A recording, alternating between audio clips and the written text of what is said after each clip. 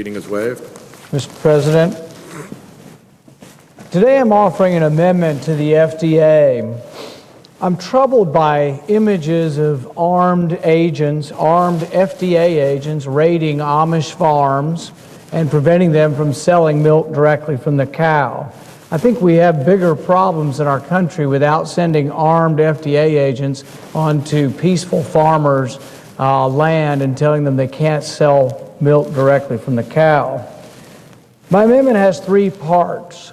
First, it attempts to stop the FDA's overzealous regulation of vitamins, food, and supplements by codifying the First Amendment prohibition on prior restraint.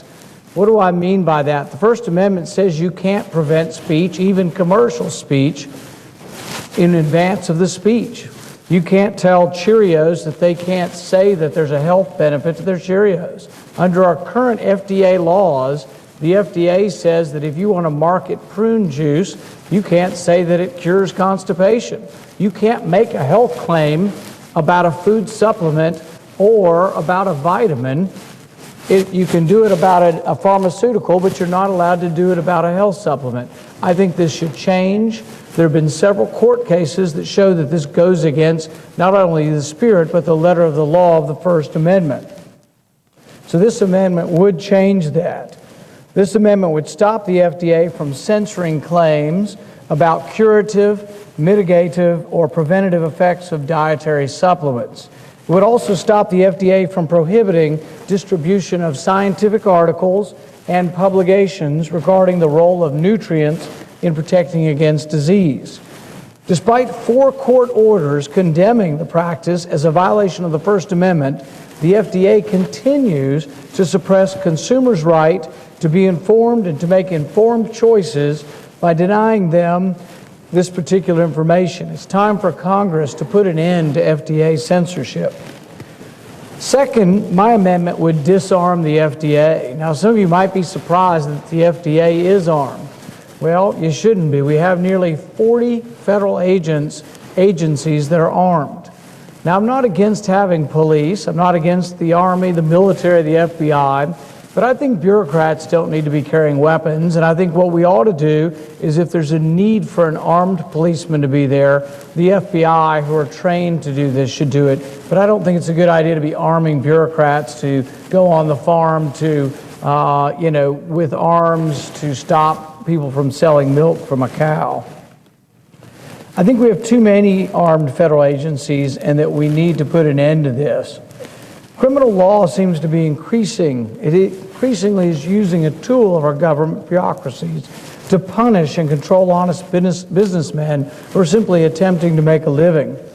Historically, the criminal law was intended to punish only the most horrible offenses that everyone agreed were inherently wrong or evil. Offenses like murder, rape, theft, arson.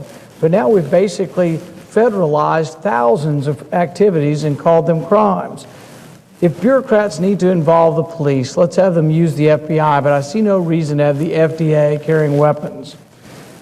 Today, the criminal law is used to punish behavior such as even fishing without a permit, packaging a product incorrectly, or shipping something with an improper label. Simply said, the federal government's gone too far.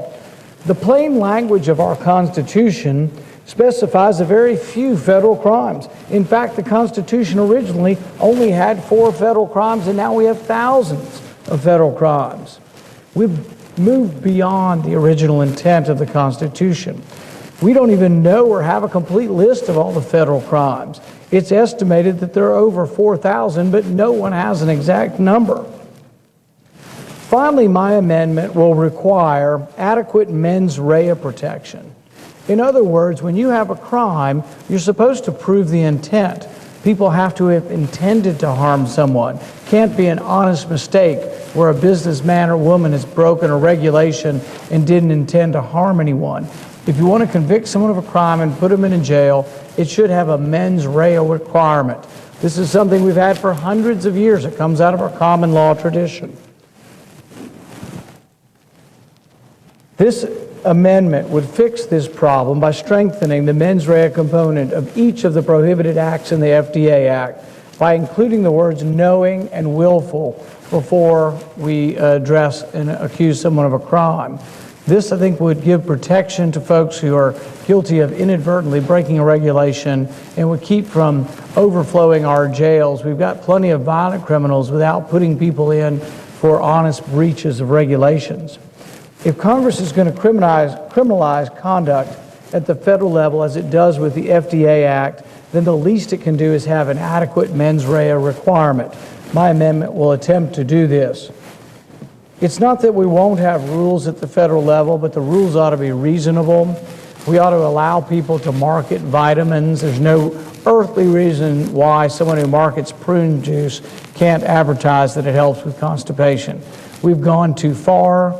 We've abrogated the First Amendment, and what we need to do is tell the FDA that the courts have ruled that the First Amendment does apply to commercial speech, and the FDA has been overstepping their bounds. I hope this amendment will pass, and I ask for the yeas and nays at the appropriate time.